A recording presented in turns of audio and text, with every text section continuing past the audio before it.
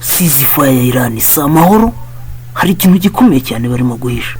Isi yose iri mu bwoba, ariko amakuru ya nyayo yaracyahishe. Intambara hagati ya Iran na Amerika yatewe n'amakimbirane n'igihe kirekire mu karere ka Middle East. Ibikorwa bya gisirikare byiyongereye mu mezi make ashize, bikurikirwa n'ibitero bya za drone, missiles ndetse n'ibisasu. Ibi byateje impungenge ku isi yose, kuko Iran ifite ubushobozi bwo guhungabanya umutwe w'ubucuruzi bw'amavuta anyura muri Strait of Hormuz.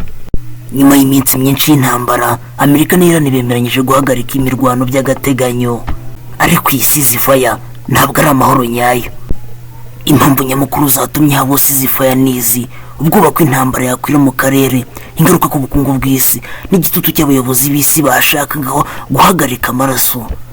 Ikintu gikomeye cyatumye habo ceasefire ni Strait of Hormuz. Iyi ni inzira nto ariko ifite agaciro kanini ku isi yose, kuko inyuramo igice kinini cy'amavuta akoreshwa ku isi.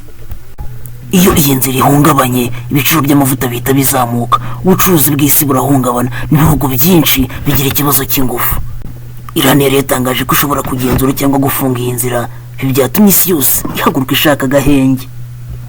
Nubwo ceasefire yashyizweho, bivuze ko intambara yarangiye. Iran yavuze ko ishobora kongera gutera igihe cyose ibona ko hari ikibazo. Amerika nayo yakomeje kohereza ingabo n'amato mu karere. Abasesenguzi mpuzamahanga bavuga ko iyi ceasefire ishobora kuba ifite ibisobanuro bibiri: gutanga amahirwe yo kuganira kurushaho, cyangwa gutegura intambara ikomeye kurushaho. Amateka atwereka ko ceasefire nk'izi akenshi ziba ari iz'igihe cyo kongera kwitegura. Mu gihe isi ihagaze itegereje, ikibazo gikomeye kiracyariho.